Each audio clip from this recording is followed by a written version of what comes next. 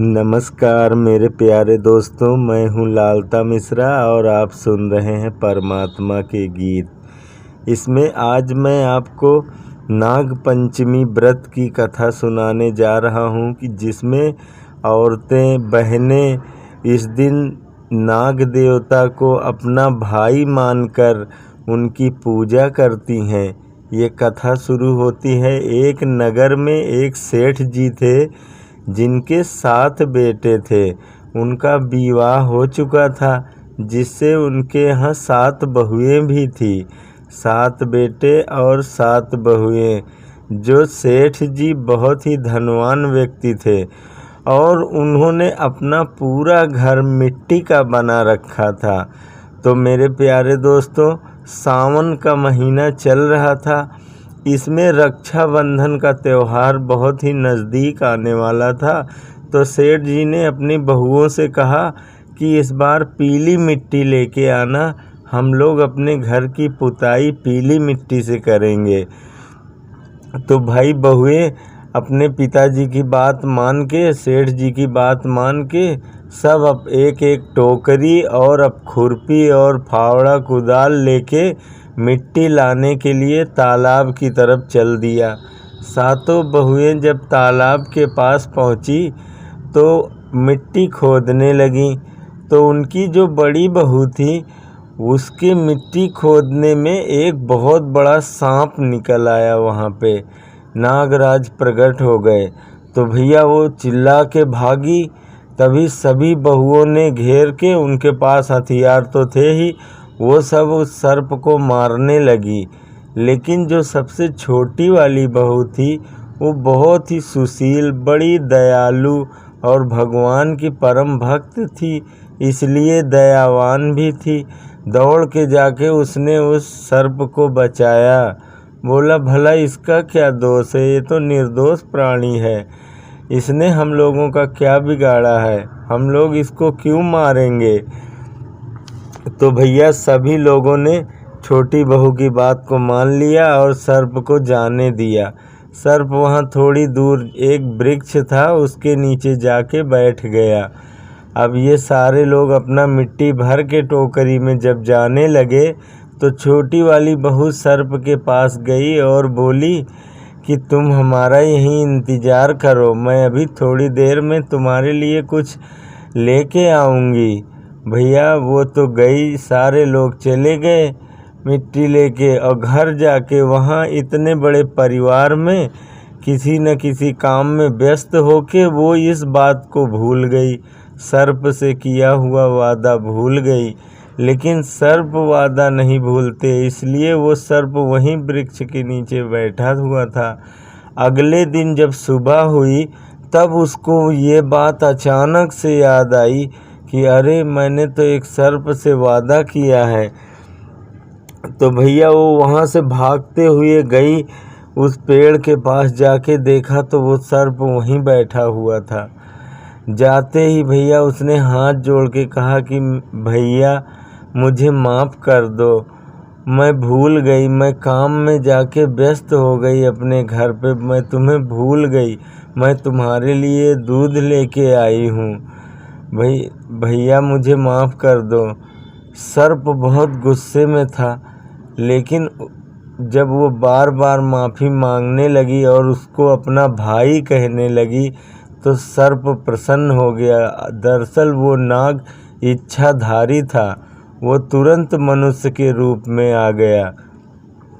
बोला, मैं तो तुम्हें काटने ही वाला था, लेकिन तुमने हमको भाई कहा है, इसलिए मैं तुमसे बहुत प्रसन्न हूँ। मांगो बहन, क्या चाहती हो तुम।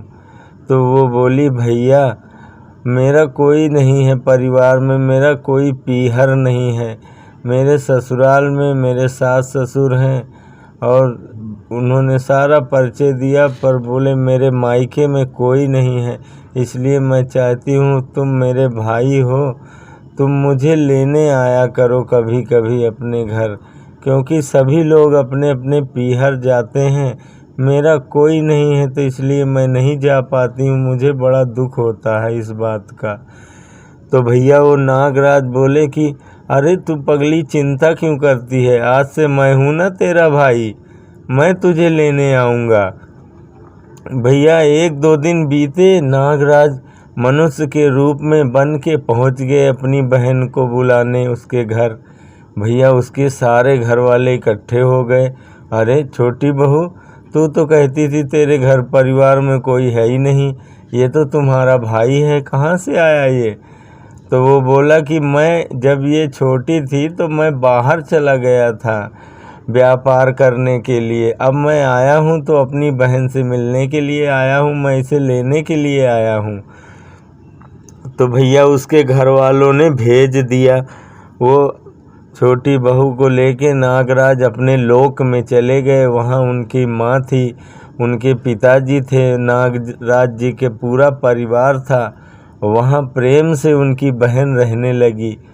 और भाई कुछ दिनों बाद जब वो छोड़ने के लिए आए तो इतना माल, धन धान, सोना चांदी, हीरे मोती, नागलोक के बहुमूल्य मणि माणिक से जड़ित, जो नागमणियों से जड़ी हुई जो माला होती है, नागराज ने वो अपनी बहन को भेंट किया और बहुत सारा उपहार देके विदा करने के लिए खुद आए छोड़ने के लिए अपनी बहन को घर तक। उसके बाद भैया पूरा परिवार देख के अचंभित रह गया कि अरे भाई इतने मालदार हैं, इतने माला माल हैं तुम्हारे परिवार के। उसके हार की महिमा पूरे गांव में गाई जाने लगी। भाई नागमणियों का हार है, कोई मामूली हार है? पूरे गांव में जिसको देखो उसी के हार की चर्चा होने लगी। अब तो धीरे धीरे चर्चा और बढ़ी, नगर में पहुंच गई। नगर से राज्य में चर्चा होने लगी उसके हार की। जब ये बात रानी के कानों में पहुंची, जो उस राज्य के राजा की रानी थी, तो भैया माताओं में वैसे भी किसी भी चीज़ को लेके थोड़ा बहुत होड़ रहती है कि मेरा उससे अच्छा कैसे हो गया। तो भैया उन्होंने वो हार पाने की इच्छा प्रकट करी। रानी ने राजा को बुला के कहा मुझे वही हार चाहिए, वरना मैं तो अब मर ही जाऊंगी। राजा की आज्ञा हुई, सैनिक पहुंच गए सेठ जी के घर। उन्होंने उसकी छोटी बहू का वो हार लेवा भेजा, बोले जाओ लेके आओ।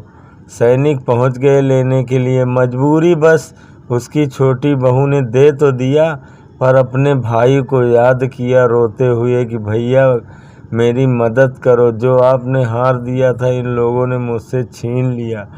भाई उसका भाई प्रकट हो गया, बोला बहन तुम चिंता मत करो, ये लोग हार लेके तो जा रहे हैं, पर वो रानी उसको पहन न पाएंगी, वो तुम्हें फिर वापस लाके देंगी। तुम इतना कह देना कि ये हार सिर्फ मेरे गले में ही आके मड़ियों का हार रहता है, बाकी तो ये सर्प बन जाता है, तुम ऐसे बोल देना बस। उसकी बहन बोली ठीक है भैया, जैसे तुम कह रहे हो मैं ऐसा ही करूँगी।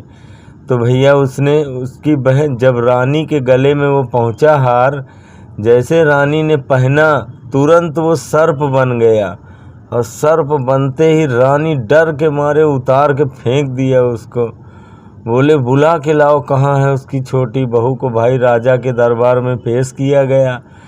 तो उसकी बहू ने कहा महाराज ये मेरे भाई ने दिया है मुझे तोहफा, ये सिर्फ मेरे गले में ही रहता है, तभी ये मोतियों का हार रहता है मणियों का, वरना किसी दूसरे के गले में जाते ही ये सर्प बन जाता है।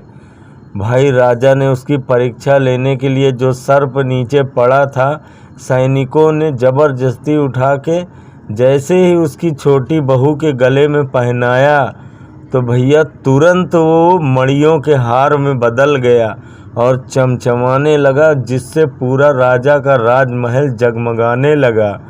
उसकी ऐसे ही नहीं चर्चा होने लगी थी उस हार की। भैया रानी को बड़ी ईर्ष्या हुई इस बात से, पर राजा ने कहा कि तुम बुलाओ कहाँ है तुम्हारा भाई, नहीं तो हम तुम्हें जान से मार देंगे, वरना ये हार यहीं रख के जाओ। बहुत खूब परेशान करने लगे। तो भैया उसकी छोटी बहू ने बुलाया कि आओ मेरे भाई मेरी रक्षा करो। उसका भाई वहीं प्रकट हो गया। नागराज को देख के सभी डर गए, भयभीत हो गए। भैया डर के मारे सब कांपने लगे और उस नागराज की सब जय जयकार करने लगे। राजा भी उसके चरणों में गिर पड़ा। नाग को देख के इतना भयंकर सर्प। तो भैया उस दिन राजा ने सभी पूरे राज्य में नागराज की पूजा रखी। सब ने उस दिन भगवान नाग देवता की पूजा करी। और उस दिन सावन के शुक्ल पक्ष की नाग पंचमी थी, पंचमी तिथि थी। उस दिन नाग पूजा होने के कारण नाग पंचमी के नाम से ये विख्यात हुआ ये त्यौहार नाग पंचमी। मेरे प्यारे दोस्तों, इस दिन माताएं बहनें सर्प को अपना भाई मानकर उनकी पूजा करती हैं, जिससे उनके जीवन में धन धान और वैभव की प्राप्ति होती है। और अगर इस दिन कोई भी व्यक्ति मिट्टी के 5 फनों वाले सर्प को बना के और दुग्ध से स्नान करवाता है तो मनोवांछित फल की प्राप्ति होती है।